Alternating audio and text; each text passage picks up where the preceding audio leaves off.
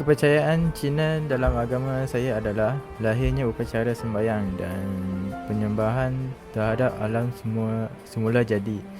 Kami sangat mementingkan keharmonian alam semula jadi. Konsep Feng Shui ialah angin menunjukkan tentang betapa perlunya satu kehidupan harmoni dalam persekitaran semula jadi.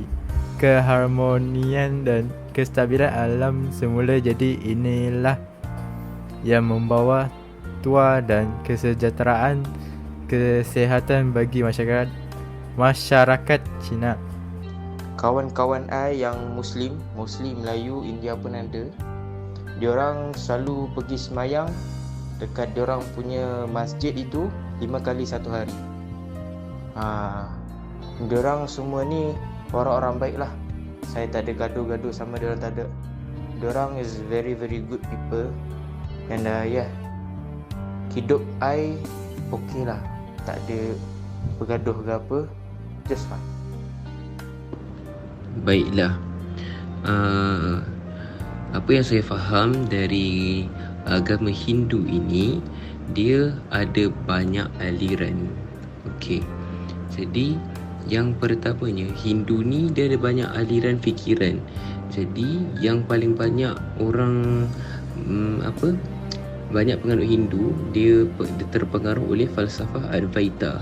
Yang ni maksud dia semayang kepada berbagai-bagai dewa dan anggap dewa-dewi ini sebagai jelmaan untuk roh kosmo monistik yang agung, yakni Brahman. Manakala aliran yang lain pula mengatakan menumpukan kepada satu konsep mufrad untuk Brahman, yakni Tuhan. Umpamanya aliran Vaishnavism, Saivism dan Shaktism. Jadi itulah apa yang saya faham tentang agama ini, serta kepercayaan bagaimana beramal. Saya mengikuti mengikuti agama yang ni lah, maksudnya ikut agama Hindu yang terbesar lah, sebab kebanyakan orang Hindu mengamalkan aliran yang pertama, yakni berbagai-bagai dewa. Apa saya nampak orang Islam selalu buat adalah diorang selalu pergi ke masjid untuk solat Jumaat, dan pada hari raya haji orang Islam akan korbankan lembu. Kawan-kawan I yang Muslim Melayu, India pun ada.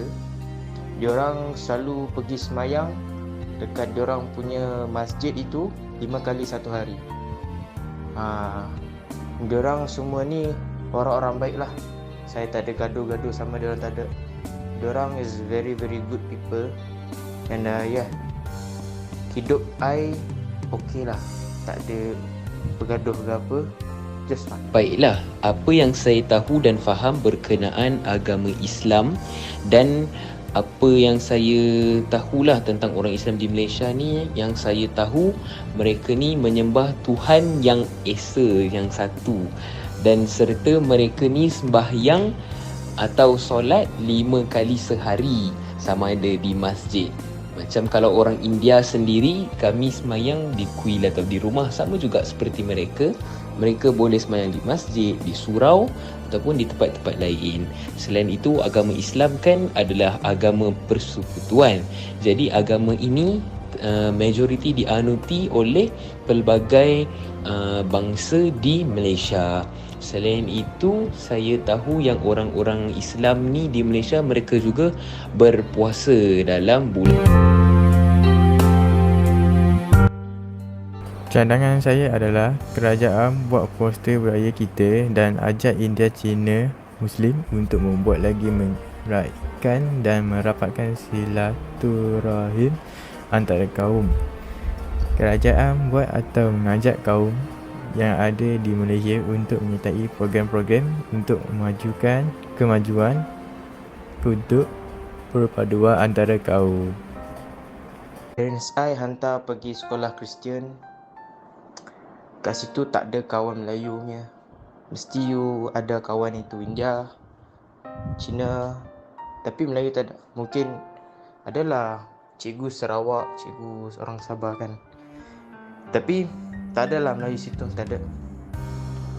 Dan bagi pendapat saya lah kan, budak-budak Cina, India kena masuk sekolah kebangsaan, diajar daripada budak macam mana nak bergaul dengan budak-budak Melayu, budak-budak yang Muslim, supaya bila diorang nak besar nanti diorang boleh bekerjasama.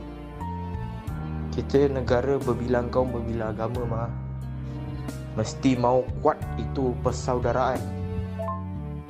Kalau ditanya kepada saya apa cadangan dan cara yang terbaik untuk memupuk keharmonian agama di Malaysia ini, yang pertama bagi saya adalah penghapusan sekolah vernakular.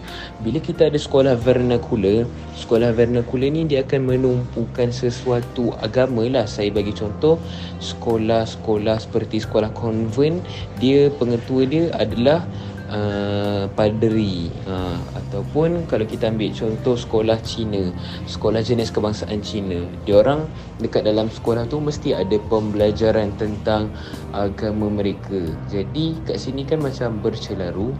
So apa yang baik, saya rasa menggabungkan semua bangsa dalam satu sekolah seperti sekolah kebangsaan. Tiada sekolah jenis kebangsaan, sekolah vernakular, semua digabungkan sekali dan diberi kefahaman dalam pelbagai sudut. Saya bagi contoh, macam sebelum ni waktu saya sekolah kebangsaan, pelajar-pelajar India ada belajar bahasa Arab. Mungkin kita boleh didikkan pendidikan TITAS, Tamadun Islam dan Tamadun Asia, di peringkat sekolah kebangsaan lagi. Tetapi perkara tersebut harus disusun dalam kurikulum yang kemas dan mantap untuk mendidik masyarakat Malaysia memahami agama kawan-kawan dia yang lain tanpa ada unsur rasism ataupun permusuhan antara kaum atau Alhamdulillah, jadinya kalian semua sudah nampak bahawa perbahasan mereka tadi mengenai fahaman agama Islam di Malaysia. Jadinya kita sebagai berbilang kaum, jadinya kita haruslah memupuk semangat patriotik dan jadinya kita haruslah bersatu. Sebagai mana kita di Malaysia ni mempunyai pelbagai kaum, jadinya kita kenalah bersatu untuk melengkapkan perpaduan di negara kita. Jadinya itu semoga bermanfaat kepada kalian semua. InsyaAllah saya Haikal Hakim bin Azlan, Matrix 321300131. Sekian, terima kasih. Assalamualaikum warahmatullahi wabarakatuh.